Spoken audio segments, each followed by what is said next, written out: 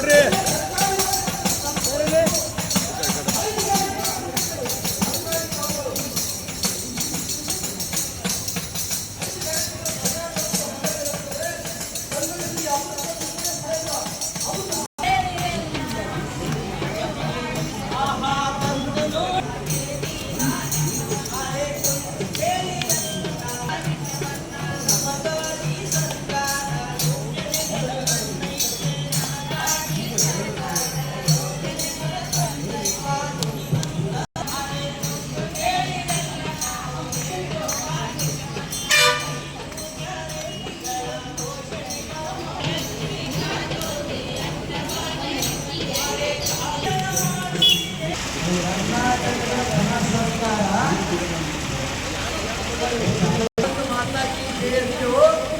ಮಾತಾಡು ಹೆಣ್ಮಕ್ಳು, ಅದಕ್ಕೆ ಹೆಣ್ಮಕ್ಳು ಸ್ವತಂತ್ರ ಆಗಿರ್ಬೇಕಂತ ತಿಳ್ಕೊಂಡು ಪ್ರತಿ ತಿಂಗಳಿಗೆ ಒಂದು ಮನೆಗೆ BPL ಕಾರ್ಡ್ ಈಗ ಕುಡಿಲತ್ತ ಯಾರು ಕುಡಿಲಂತ